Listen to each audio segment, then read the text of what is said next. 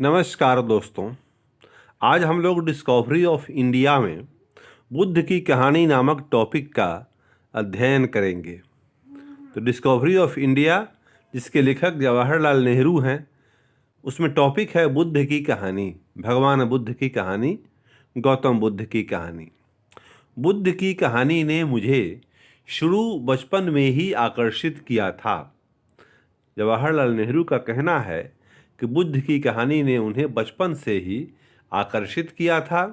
और वे और जब उनका कहना है, जब मैं युवा युवा सिद्धार्थ की तरफ खींचा था, जिसने कि बहुत से अंतर्द्वंद्वों, दुख और यातना के बाद बुद्ध का पद हासिल किया था।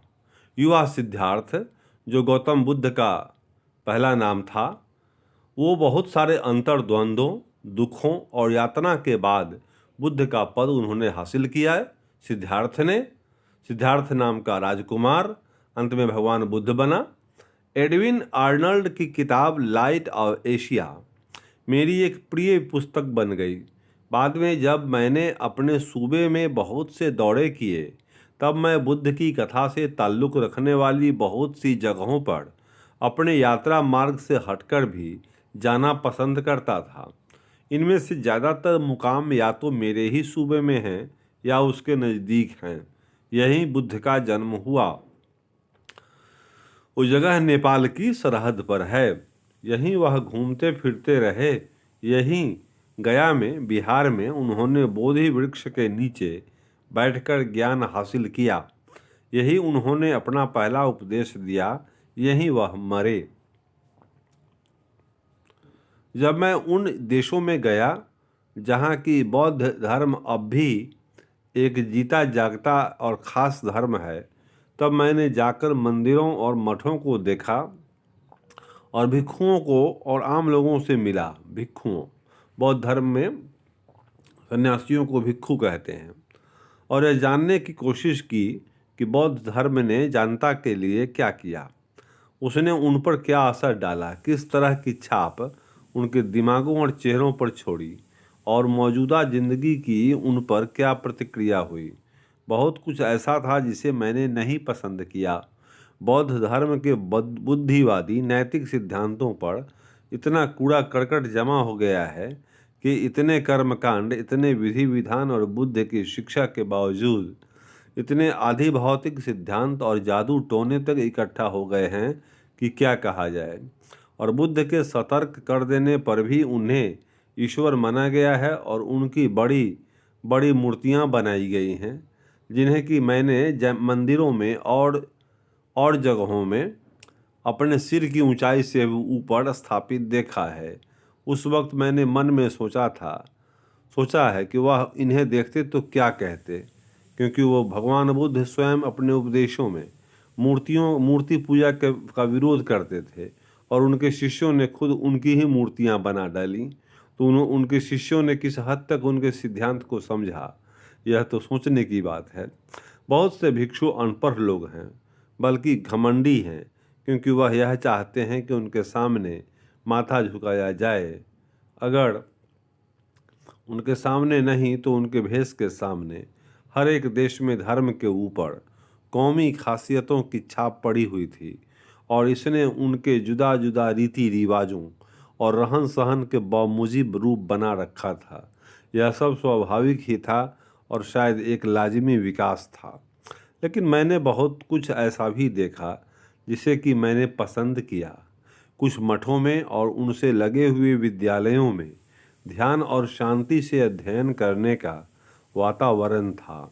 बहुत से भिक्षुओं के चेहरों पर शांति और सौम्यता मिली और ओज और दया और तटस्थता का भाव मिला और संसार की चिंताओं से मुक्ति दिखाई दी। क्या यह सब बातें आज की दुनिया में अपनी ठीक जगह रखती हैं या महज उससे बच निकलने का एक तरीका है? क्या इनका जिंदगी के निरंतर संघर्ष से इस तरह मेल नहीं हो सकता कि यह उसके भद्देपन को, उसकी लोलुपता को और उसके हिंसा भाव को कम कर सके? बौद्ध धर्म का निराशावाद मेरे अपने जिंदगी के नज़रिए से मेल नहीं खाता। न जिंदगी और उसके मसलों से भागने की उसकी प्रवृत्ति मेरे अनुकूल पड़ती है। अपने दिमाग के किसी छिपे हुए कोने में मैं काफिर हूँ, और जिस तरह से काफिर जिंदगी और प्रकृति को उमंग के साथ देखता है, उसी तरह मैं भी देखता हूँ। और जिंदगी में जिन संघर्षों का सामना करना पड़ता है, उनसे घबराता नहीं हूँ। जो कुछ मैंने अनुभव किया है या अपने चारों ओर देखा है, वह चाहे जितना तकलीफ और कोफ्त पहुंचाने वाला रहा हो, उससे मेरे इस नज़रिए में फर्क नहीं पड़ा है। क्या बौद्ध धर्म निष्क्रियता और निराशावाद सिखाता है? इसकी व्याख्या करने वाले ऐसा कह सकते हैं। इस धर्म के बहुत से अनुयायियों ने यही अर्थ निकाला है। मुझ में उसकी बारीकियों पर गौर करने या उसकी बाद की जटिलताओं और आधी भौतिक विकास पर फैसला देने की काबिलियत नहीं है। लेकिन जब मैं बुद्ध का ध्यान करता हूँ, तो इस तरह के विचार मेरे मन में नहीं उठते। ना मैं यही समझता हूँ कि निष्क्रियता और निराशावाद की बुनियाद पर ठहरे हुए किसी धर्म का आदमियों की इतनी बड़ी संख्या पर, जिसमें काबिल से काबिल लोग हो गए हैं, इतना गहरा असर पड़ सकता है। बौद्ध धर्म में काबिल से काबिल लोग हुए हैं। जान पड़ता है कि बुद्ध की वह कल्पना, जिसे कि अनगिनित प्रेमपूर्ण हाथों ने पत्थर और संगमरमर और कांसे में गढ़ कर साकार किया है, हिंदुस्तानियों के विचारों और भावों की प्रतीक है, या कम से कम उसके एक जिंदा पहलू की प्रतीक है। कमल के फूल पर शांत और धीर वासनाओं और इच्छाओं से पड़े इस दुनिया के तूफान और कशमकश से दूर वह इतने ऊपर, इतने दूर मालूम पड़ते हैं कि जैसे पहुंच से बाहर हों। लेकिन जब फिर उन्हें देखते हैं, तो उस शांत अडिग आकृति के पीछे एक एक आवेग और मनोभाव जान पड़ता है, जो कि अनोखा है। और उन आवेगों और मनोभावों से जिनसे हम परिचित हैं, ज़्यादा जोरदार है। उनकी आंखें मुदी हुई हैं, लेकिन चेतना की कोई शक्ति उनके भीतर से दिखाई देती है, और शरीर में एक जीवनी शक्ति भरी हुई जान पड़ती है। युग पर युग बीतते हैं, फिर भी बुद्ध इतने दूर के नहीं जान पड़ते हैं। उनकी वाणी हमारे कानों में कुछ धीमे स्वर से कहती जान पड़ती है, और यह बताती है कि हमें संघर्ष से भागना नहीं चाहिए, बल्कि धीर नेत्रों से उसका सामना करना चाहिए, और जिंदगी में विकास और तरक्की और भी बड़े अवसरों को देखना चाहिए।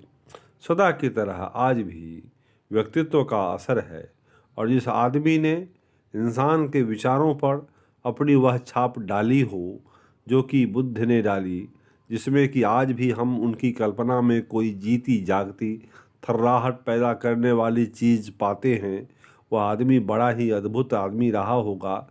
ऐसा आदमी जो कि बार्थ के शब्दों में शांत और मधुर प्रभुता की सजी हुई मूर्ति था, जिसमें सभी प्राणियों के लिए अपार करुणा थी, जिसे पूरी नैतिक स्वतंत्रता मिली हुई थी, और जो सभी तरह के पक्षपात से अलग था। और उस कौम और जाति में जो कि ऐसे विशाल नमूने पेश कर सकती है, अक्लमंदी और भीतरी ताकत का कैसा गहरा संचय होगा। तो इस प्रकार से मेरे दोस्तों, ये बुद्ध की कहानी मैंने आपके लिए वाचन किया। ये पुस्तक का नाम है डिस्कवरी ऑफ इंडिया, लेखक Jawaharlal Nehru. Thank you for viewing. Have a nice day.